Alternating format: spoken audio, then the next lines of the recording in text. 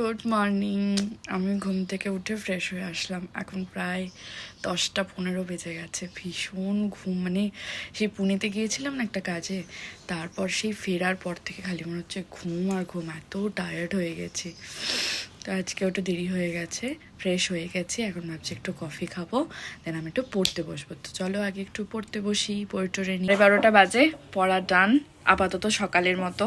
এখন স্নান করব, খাওয়া দাওয়া করব। এখন আমি একটু বেরোবো, এই পাশেই যাব, তোমাদেরকেও দেখাচ্ছি। একটা টেলারে যাব, ও আমার বন্ধুও হয়, প্লাস ওর কাছে আমি টুকটাক কাজও করাই। তো চলো আগে একটু রেডি হয়ে নিই, পরে বাড়ি এসে স্নান করব, এখন আর টাইম হবে না। এই যে আমি রেডি হয়ে গেছি। একটা জিন্স আর একটা টি-শার্ট গলিয়ে নিয়েছি আর হাতে নিয়ে নিয়েছি আমার ঝোলা। ওর মধ্যে অনেক জিনিস আছে যেগুলো ওকে দিতে হবে। আবার অনেক জিনিস ওর কাছে দেয়া আছে যেগুলো ওর থেকে নিতেও হবে। এই যে আমি বেরিয়ে পড়লাম, টুকটুক করে ঠাকুর প্রণাম করে নিলাম। সিঁড়ি দিয়ে নেমে পড়লাম নিচে। দিয়ে একটু জুতোটা গলিয়ে নিলাম। তারপর আর কি, তারপর টুক করে বেরিয়ে পড়লাম একদম বাড়ির পাশে। দেখবে বাড়ি থেকে বেরোচ্ছি আর পৌঁছে যাচ্ছি। তোমরা দেখতে পাবে। আর কি রোদ না বাইরে এখন! তোমাদের ওদিকে কিরকম টেম্পারেচার জানিও তো। দেখো আমি বাইরে বেরোতে না বেরোতে একদম ঝলসে গেছি। বাপরে রোদ! সব চুল একটুতেই ভিজে গেছে, তাহলে আর বাড়ি এসে কি স্নান করবো, এমনিতেই তো ভিজে গেছি সব। আর ওখানে দাঁড়িয়ে এই যে সব কাজ করে বাড়ি এলাম। স্নান করে আসলাম, এসে স্কিন কেয়ার করলাম। তখন তখন গেছিলাম না, বললাম না একটু টেলারে যাব। তো ওখানে গিয়ে প্রায় 1-1.5 ঘন্টা দাঁড়িয়ে দাঁড়িয়ে গল্প করে করে টাইম কেটে গেছে। তো এখন এসছি, এখন প্রায় 3টে বাজে, এখনও খাওয়া হয়নি। মা ওদিকে চেঁচামেচি করতে করতে ঘুমিয়ে গেছে। সকলের খাওয়া হয়ে গেছে, খালি আমার বাকি। চলো লাঞ্চটা আগে সেরে ফেলি। লাঞ্চে আছে ভাত, আলু ভাজা, মাছের ডিমের বড়া, পটল ভাজা, আর এই হচ্ছে পেঁপে দিয়ে ডাল। টুকটুক করে খেয়ে নিই।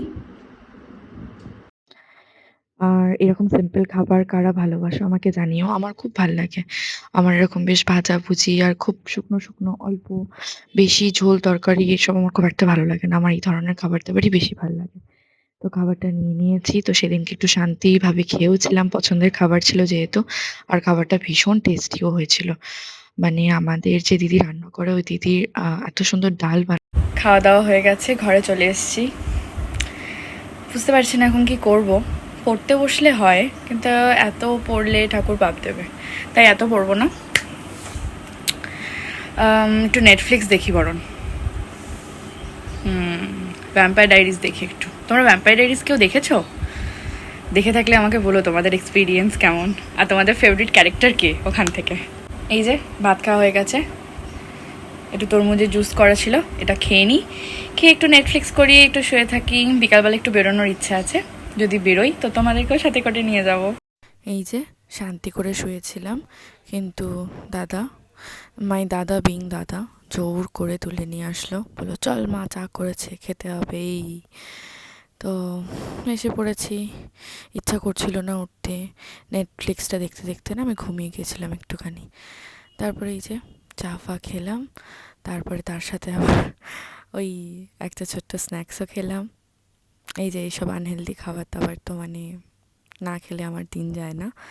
তো এই বসে বসে তারপর ভাবলাম কি করবো, একটু বেরোবো কি বেরোবো না। বেরোনোর ইচ্ছে খুব করছিল, কিন্তু আমার আর ভালো লাগছিল না, তা আর বেরোলাম না। বসে বসে আবার একটু পড়াশোনা করছিলাম। তারপর প্রায় 9টার সময় হঠাৎ করে ডিসাইড করলাম যে আজকে চিকেনই খাবো, তাই আবার রান্নাঘরে চলে আসলাম। প্রথমে ভাবলাম যে না থাক, করবো না, করলে তো সেই আমাকেই বানাতে হবে।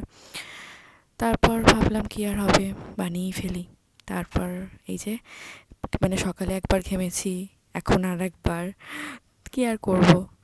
তারপরে এই যে চিকেনটা দেখো, তখন কষাচ্ছিলাম, কেমন কালারটা এসছে জানিও। তারপরে খাওয়া দাওয়া হয়ে গেছিলো, ঘরে এসেছিলাম। ওই যে আমি এখন বাবার জ্ঞান শুনছি, মানে সকালে দাদা জ্ঞান দেয় শুনি, তারপরে রাতে বাবা জ্ঞান দেয় শুনি। এটাই আমার লাইফ কাইন্ড অফ। সারাদিন শুধু সবাই আমাকে জ্ঞানই দেয়, বসে বসে শুনছি। ভাবছি ভিডিওটা এন্ড করতে হবে, কিন্তু বাবাকে বলতে পারছি না যে বাবা দাঁড়াও একটু পরে জ্ঞানটা দিও, তাহলেই তো বকাঝকা হবে।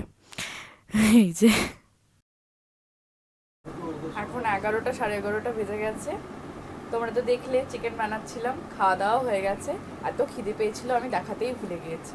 আর এখন একদম বিছানা রেডি, এবার ঘুমিয়ে পড়বো। আজকের মতো টাটা, আবার কাল সকাল থেকে দেখা হবে। বাই।